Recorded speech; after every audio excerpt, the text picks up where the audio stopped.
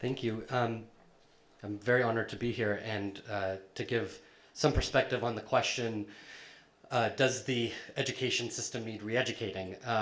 Before I make my comments, I want to just be open about what perspective I'm bringing to the conversation so you know what lens I have. Certainly, which would require me to talk for a minute about Teach for America. What we do in Teach for America, our mission is to close the achievement gap. Which I'll talk a little bit about. And so in order to do that, we recruit and train top college graduates and professionals to come into the classroom who otherwise wouldn't have, and to teach in our lowest income urban and rural schools. Which is a very challenging task. This year, so our core members, as we call them, make a 2-year commitment. This year we have close to 7,500 teachers in their 2 years, impacting about 500,000 kids. And our hope is, and now we've seen this in action since we've been around for 20 years, is that people come to the program, learn that it is a solvable problem, and then will go out and fix the problem. Whether they stay in the classroom or run schools or run systems. And indeed, we now have examples of very successful teachers, principals. Michelle Rhee, who was just picked as the chancellor of the DC schools, was a Teach for America alumna. And so this is sort of our theory of change. So I think it's important to note that because my perspective is limited to the United States. It's focused very much on the achievement gap, and I think a lot of the things I'll say likely have overlaps in Israel and in other countries across the world, but the education systems are more and less broken across the globe.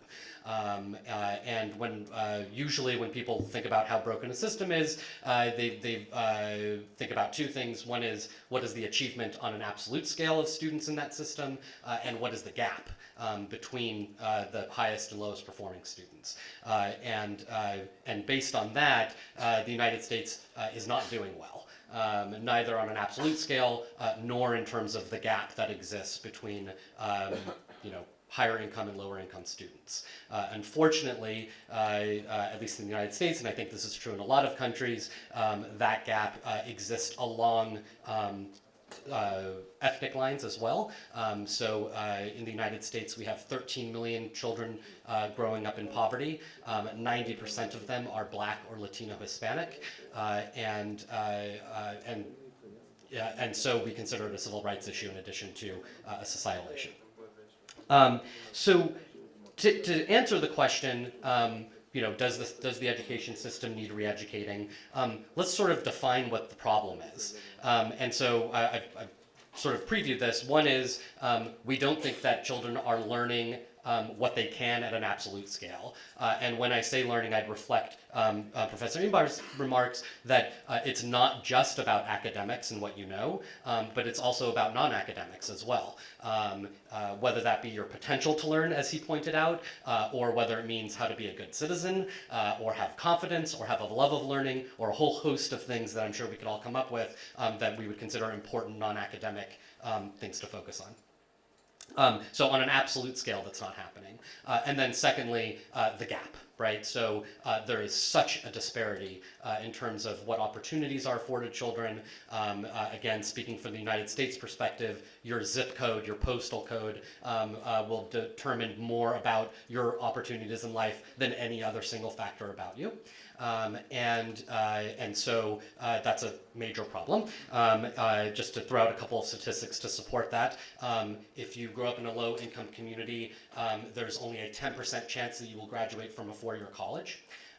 If you, in my hometown of Chicago, if you are an African-American male, there's a 2% chance that you will graduate from a 4-year university. And so we consider this gap a very, very serious problem. There are a million children growing up in poverty that we graduate every year or don't graduate every year. There's a 50% graduation rate for low-income kids, and that's part of the problem that we want to solve. Okay, so what's the cost of this? Those are the problems. What's the cost? We could probably spend the whole session talking about the cost. I'll just mention a few to keep us grounded. One is it's just a waste of human potential when these kinds of things happen, whether it be on an absolute scale or on a relative scale. Two, if we want to think about this economically, the McKinsey & Company came out with a report not too long ago explaining that at least in the United States, the achievement gap is like a permanent recession on the economy, costing what they estimate $1.2 trillion in GDP a year. So if you want to put a dollar amount on it.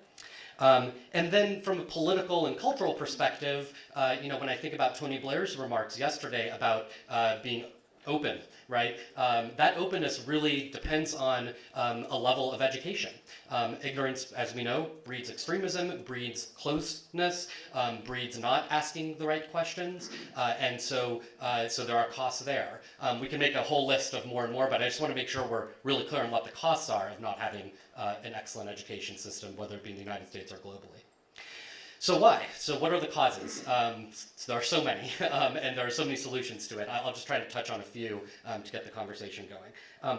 One is that we don't know how or have not come to agreement on what success looks like academically or non-academically. So one thing that we suffer from in the education system that the folks in the media world don't, for example, is that it's really hard to measure what success is.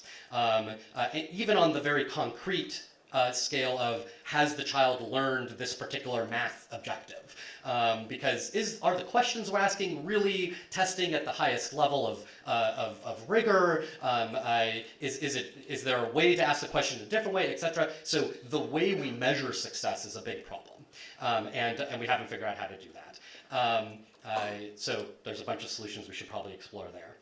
Secondly, and at a very related point, because we can't measure in an agreed upon way, we can't say what works and what doesn't in any absolute way. And so this has a cost, because anything that works is very hard to scale up and share across classrooms and schools, because whether it worked or not is kind of up to people's opinions on some level, right? And then in terms of the innovations we need, so the technology, for example, that Gary just spoke about, in order to spread and scale those kinds of innovations, we need to be able to say, hey, look, that worked. We measured it, it actually works, and everyone should do it then. Or this one didn't, and so we shouldn't do that one. And so that's a related problem. Third is a human capital issue. Right? So literally, do we have the energy of all of the best and brightest people on this problem? Whether that be at the classroom level, at the school, running the school level, or the system level. And these are the people who, of course, would do all of the innovations that we're talking about and spread the practices that work and get kids to reach their potential. That's number 3. And number 4, and this is the final one that I'll leave you with, is that we have an issue with what the prevailing ideology is of whether or not you can get kids to reach their potential. And particularly through the lens of the achievement gap, at least in the United States, somewhere along the way we mixed up cause and effect. So there are a lot of people who think, well, poor kids can't learn, right? Instead of, well, actually, the education system is such that poor kids aren't learning. And when you have a prevailing ideology that suggests that it's poverty's fault or it's the kid's fault, etc., you don't have the political will or the resources to make the changes that you need to make. And so the way to fix that, of course, is to prove that that's not true, which a lot of people are trying to do at the classroom level, at school levels. There are now 200 to 300 schools in the United States, many of them charter schools, that have graduated massive amounts of low-income kids, gotten them to even finish the baccalaureate program, which is, by international standards, the highest level you can achieve. And they've done the impossible. Now, we need 10,000 schools like that in the United States, so 200 is not enough, but at least it's starting to show, actually, it's not the kid's fault. If you put the right teacher in the classroom and have the right school and connect with the parents in the right way, you can make this happen. And so that's what gives us hope to do the work we do, and I think is very much part of what we should be discussing in terms of re-educating the education system. Thanks for giving me your time.